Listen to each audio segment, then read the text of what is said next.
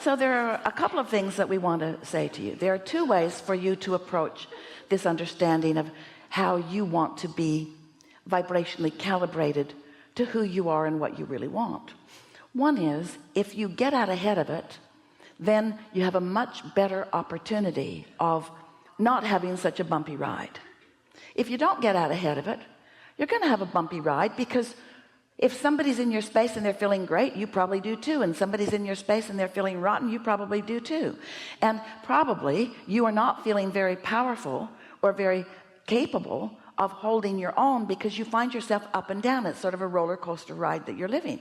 And so then you usually do what most people do. You start blaming others for how you feel, which makes you want to join together with clubs. In other words, you want to join together in groups of people that feel more like you feel, so that your ride isn't so rough. But it would be like sending out an advertisement. You don't call it that on the internet. You put your profile out there somewhere, everywhere, and you announce to anyone who looks, which you assume will be everyone on the planet, see my picture, this is me, you might run into me, and when you do, I need these things from you. Don't chew your gum loud in my ear.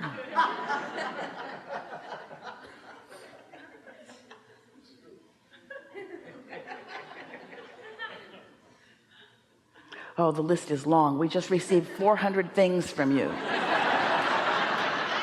of the things that you would let others know that they need to do in order to be in harmony with you. It seems like a lot of information to get out there, and a lot of unlikely cooperation from a lot of people.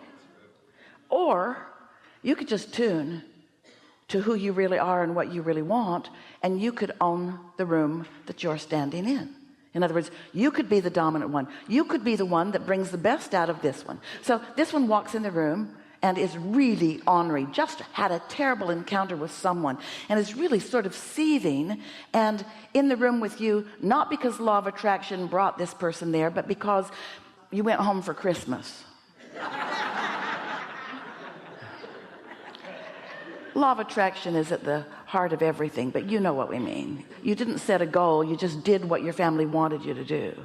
So there you are, but you're tuned in. So this person either rises to your vibrational frequency because there's no resistance within you, and you are in the act of gathering cooperative components to you, because you've got a powerful thing going on. One who's connected to source energy is more powerful than millions who are not. It's the difference between a firecracker and an atomic bomb. We can't even explain in enough ways to let you know the power of alignment. So then one of two things happens. Either this ornery one rises to the vibration that is you and sees the humor in what he's living or whatever, or walks right in and walks right out. Can't abide in that vibration. That vibration is so discordant to who that person is that without even consciously knowing it, they just wander in and wander right back out. Now, if you are healthy and whole, if you are tuned in, tapped in, turned on, and you see that happen, you know why. You know that you just didn't leave your goat out where it was gettable. And ornery people are looking for buttons to push and chains to yank and goats to get and so forth, feathers to ruffle. They don't mean to. Law of attraction just puts them there. And so we're just asking you to, well, let's take the other part of that. So let's say that you didn't do that tuning in part, but you're mostly feeling pretty good. You like life, and you have a good life, and you feel good much of the time. In fact, most of the time. But still, something blindsided you, and you find yourself caught up in this negative emotion about something. Well, don't beat up on yourself for not having gotten out ahead of it, because there's no point in that. Your inner being isn't beating up on you, and if you are, then that's part of the reason for your discord. But instead of beating up on yourself, acknowledge the discordant emotion within you and say something to yourself like, well, this is an opportunity for me to do a better job of calibrating on this issue to what I want. Over time, we've been saying that reach for the best feeling thought. That's part of calibration. We've been saying you get what you think about whether you want it or not. That sort of is some maybe inspiration to make you want to do some calibration.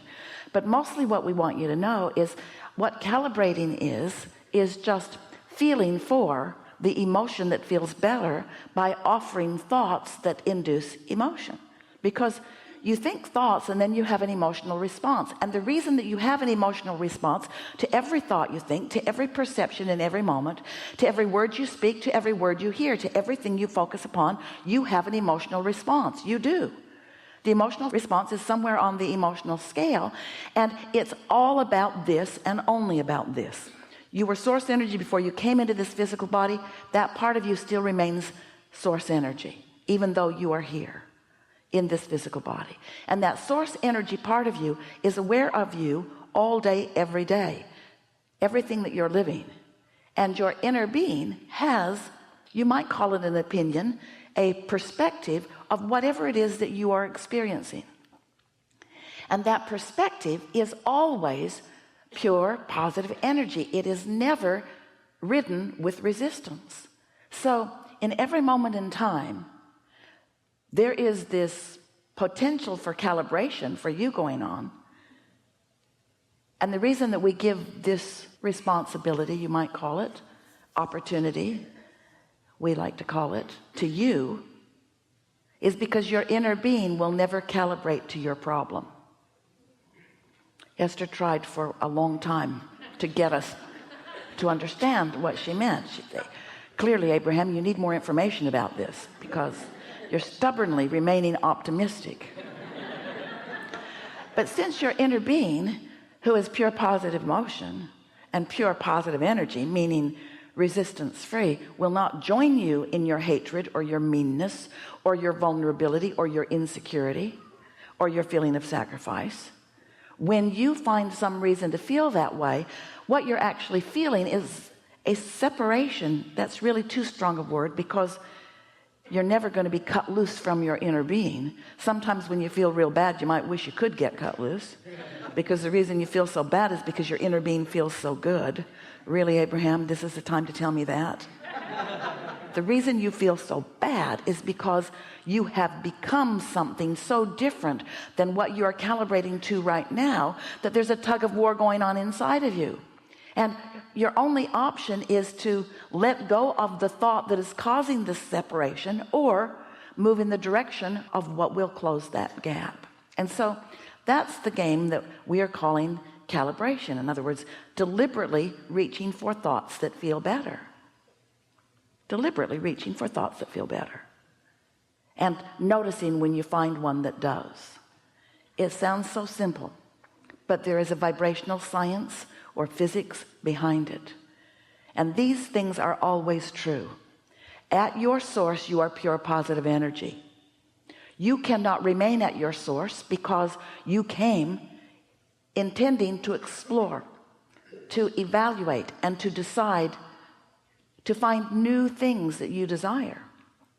And so you knew that there would be a brief time when your exploration of life would show you what you don't want. And you also knew, as you made the decision to come into this time and space, that when you defined or calibrated to a problem, you would simultaneously be calibrating to a solution. And you knew that you would then have the choice of which direction you would give your attention to. You knew that your emotional guidance system would help you to know. But somewhere along your physical trail, others have been so sure in their determination that you are unworthy and that you are bad, and they usually think that they are too, that they've given you a whole list of things to do and have not encouraged you to pay any attention to how you feel. This next sentence we're going to give you is going to be maybe the most meaningful thing you've ever heard on your new path of deciding that you're going to be a calibrator. You became a manipulator of circumstances and words rather than a calibrator of vibration and energy. And you got good at it because you are a harmonizer and you do want harmony.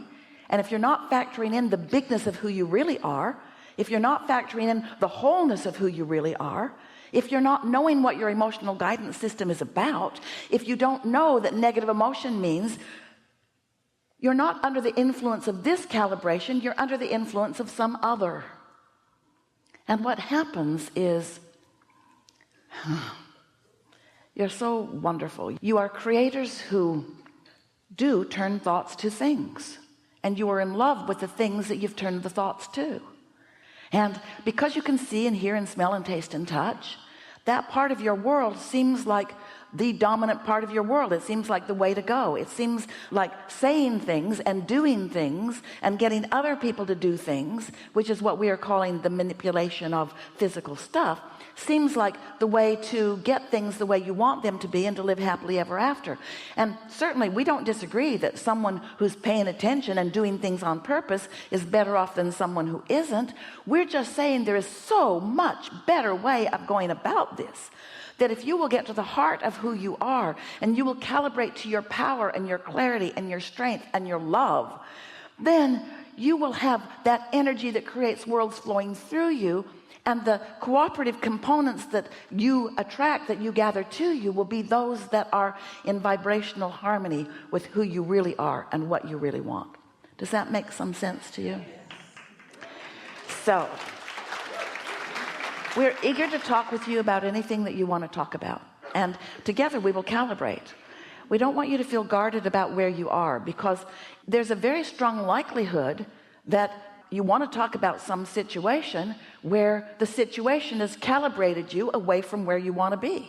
And so a conversation about that is helpful, because we will show you how to find a vibration that is moving in the direction of your solution. And once you get the hang of this, you'll be mad for it. You'll be obsessed with it. And once you discover your own personal power of calibrating to your strength and to your clarity, you'll never want to be wishy-washy or not clear again. You will want to be the deliberate creator that you were born to be.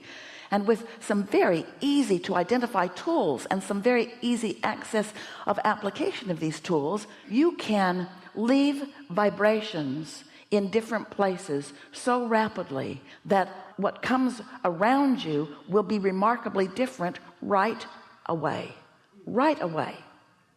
because what you're emanating now is your point of attraction. So it's not the past that is plaguing you.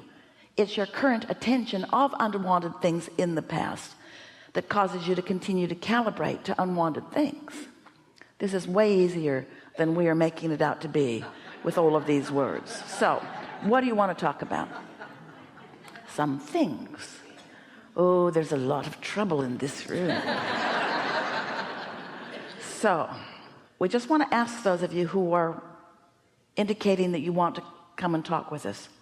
You followed what we're talking about, yes? So you've got something sort of like we've been talking about that you'd like some guidance about calibrating? That's what you're about right now? Right here.